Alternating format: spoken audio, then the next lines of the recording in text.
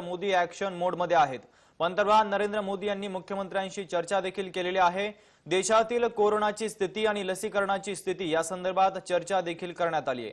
देशात कोरोनाच्या रुग्णसंख्या संख्येत पुन्हा वाढ व्हायला सुरुवात झालेली आहे। या कोरोनाच्या स्थितीवरनं आता मोदी ऍक्शन मोडमध्ये आलेले आहेत।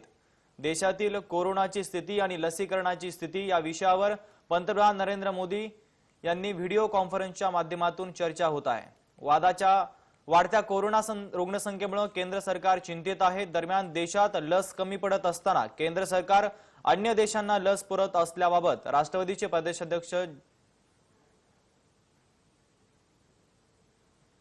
कंटेनमेंट और सर्वेलेंस एसओपीस इसकी रीओरिएंटेशन की आवश्यकता हो, वो भी किया जाना चाहिए। फिर से एक बार 4 घंटे 6 घंटे के लिए बैठ करके चर्चा हो, हर लेवल पे चर्चा हो, सेंसिटाइज भी करेंगे, पुरानी चीजें याद भी करा देंगे और गति भी ला सकते हैं।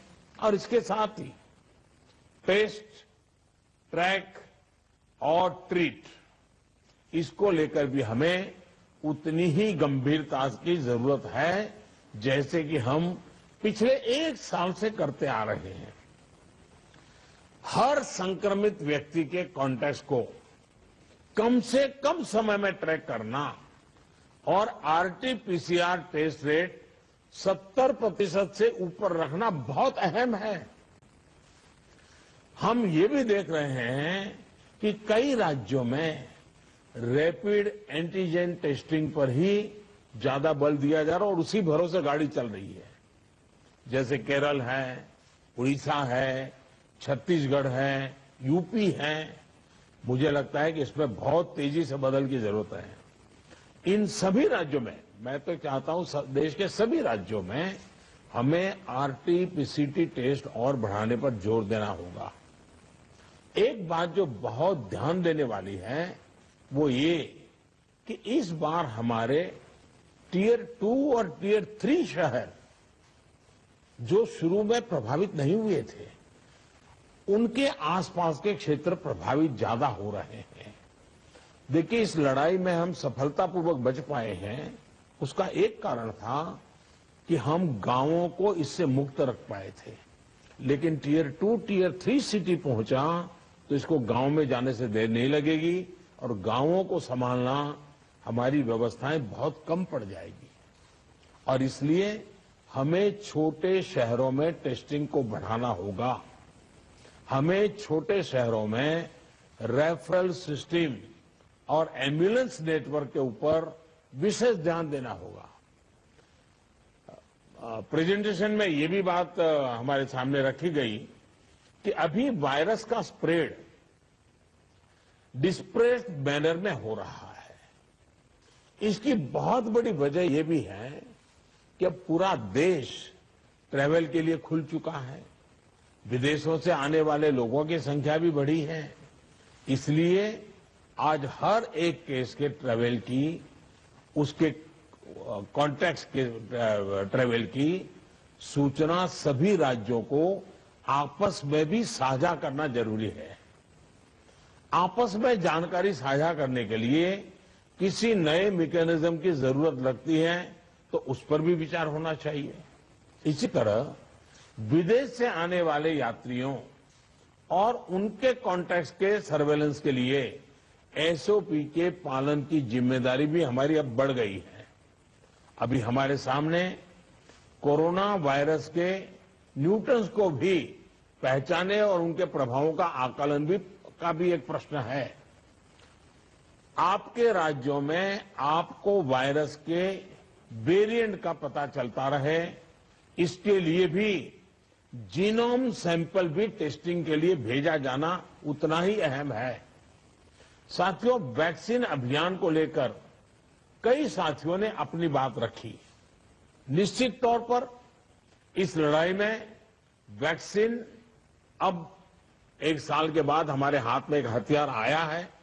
ये प्रभावी हथियार है। देश में वैक्सीनेशन की गति लगातार बढ़ रही है। हम एक दिन में 30 लाख लोगों को वैक्सीन करने के आंकड़े को भी एक बार तो पार कर चुके हैं। लेकिन इसके साथ ही हमें वैक्सीन डोसेज वेस्ट होने की समस्या को बहुत गंभीरता से लेना चाहिए। तेलंगाना और आंध्र प्रदेश में 10% से ज्यादा वैक्सीन वेस्टेज है। यूपी में भी वैक्सीन वेस्टेज करीब करीब वैसा ही है।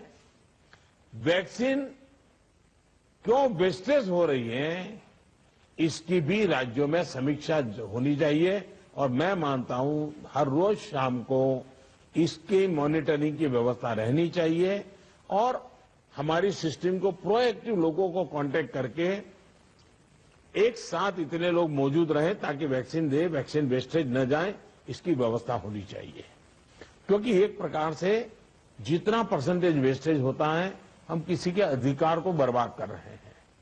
हम किसी के अधिकार को बर्बाद करने का हमें हक नहीं है।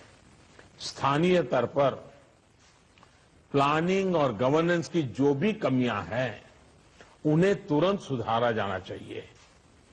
वैक्सीन वेस्टेज जितनी रुकेगी, और मैं तो चाहूंगा राज्यों ने तो जीरो वेस्टेज के टारगेट से काम शुरू करना चाहिए। हमारे यहां वेस्टेज नहीं होने देंगे। एक बार कोशिश करेंगे तो इंप्रूवमेंट जरूर होगा। उतने ही ज्यादा हेल्थ वर्कर्स, फ्रंटलाइन वर्कर्स और दूसरे एलिजिबल लोगों को वैक्सीन की दोनों डोज पहुंचाने के हमारे प्रयास सफल होंगे।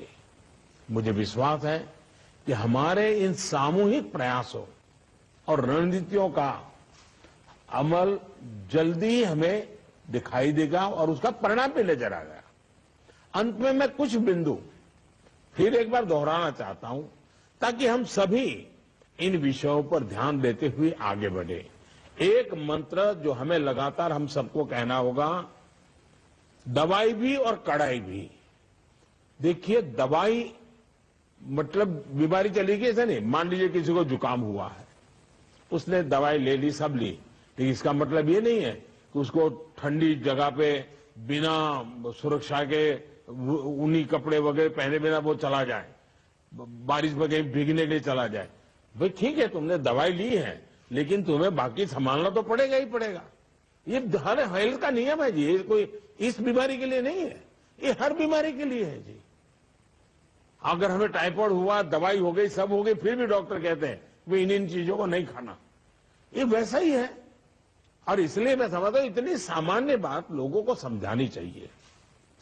और इसलिए दवाई भी और कड़ाई भी, इस विषय में हम बार बार लोगों को आग्रह करें।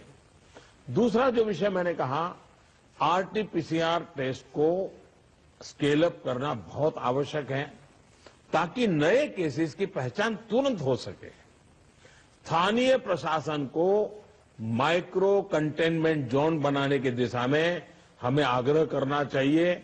वो वहीं पर काम तेजी से करें, हम बहुत तेजी से रोक पाएंगे ताकि संक्रमण का दायरा फैलने से रोकने में वो मदद करेगा।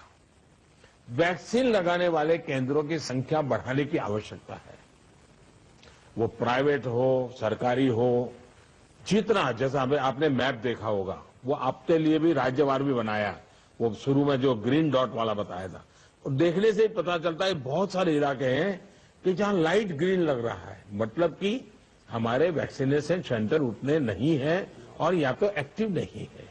देखिए, टेक्नोलॉजी हमारी बहुत मदद कर रही है। हम बहुत आसानी से डे टू डे चीजों को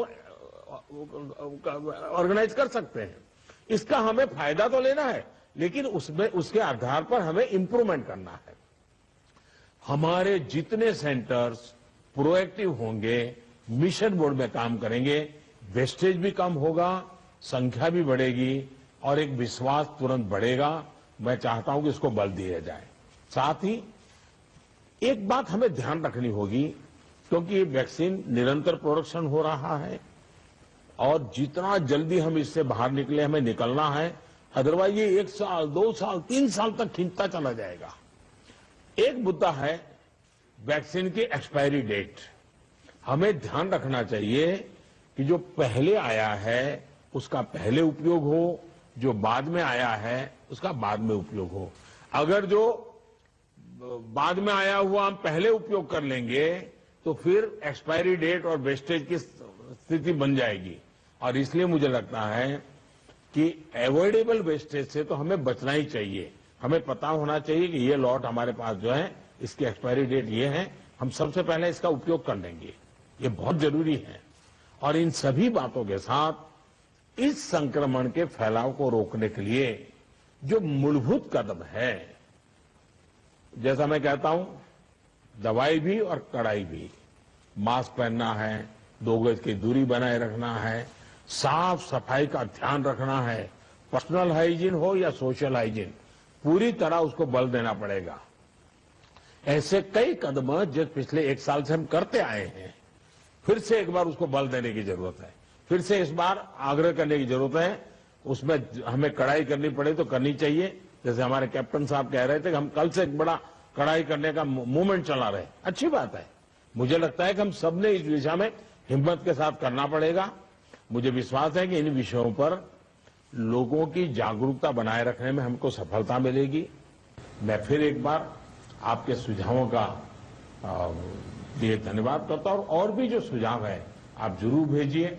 जो हॉस्पिटल के विषय में जो आज चर्चा निकली है, आप 2-4 घंटे में ही सारी जानकारी दे दीजिए, ताकि मैं शाम को 7-8 बजे के आसपास मेरे डिपार्टमेंट के लोगों के साथ रिव्यू करके इसमें से अगर कोई बॉटलनेक है तो उसको दूर करने के लिए कोई आवश्यक निर्णय करने होंगे तो हेल्थ मिनिस्ट्री तुरंत कर लेगी और मैं भी उस पर ध्यान दूंगा। लेकिन मैं कहता हूं कि हम अब तक जो लड़ाई जीतते आए हैं, हम सबका सहयोग है। एक हमारा कोरोना वॉरियर का सहयोग है, उसके कारण हुआ है। जनता जनार्दन ने भी बहुत कोऑपरेट किया है जी। हमें जनता से जूझना नहीं पड़ा है।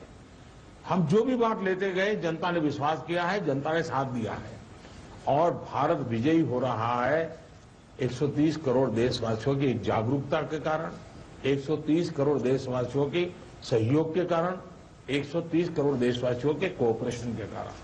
हमें जितना जनता जनार्दन को इस विषय पर फिर से जोड़ पाए, फिर से विषय को बताएंगे, मुझे पक्का विश्वास है कि जो अभी बदलाव नजर आ रहा है, हम उस बदलाव को फिर से एक बार रोक पाएंगे, फिर से हम नीचे की तरफ ले जाएंगे, ऐसा मेरा पक्का विश्वास है। आप सबने बहुत मेहनत की है, आपके पास इसकी एक्सपर्टाइज टीम बन चुकी है। थोड़ा आप डेली 1 बार 2 बार पूछना शुरू कर दीजिए, सप्ताह में 1-2 बार मीटिंग लेना शुरू कर दीजिए, चीजें अपने आप गति पकड़ जाएगी। मैं फिर एक बार बहुत शॉर्ट नोटिस में आप सबको आज की मीटिंग मैंने ऑर्गेनाइज की, लेकिन फिर भी आपने समय निकाला और बहुत विस्तार से अपनी सारी जानकारियां दी। मैं आपका बहुत बहुत आभार व्यक्त करता हूं। धन्यवाद जी। देशाचे पंतप्रधान नरेंद्र मोदी यांनी वाढत्या कोरोनाच्या पार्श्वभूमीवर महत्त्वाचा संवाद राज्याच्या मुख्यमंत्र्यांशी साधलेला आहे।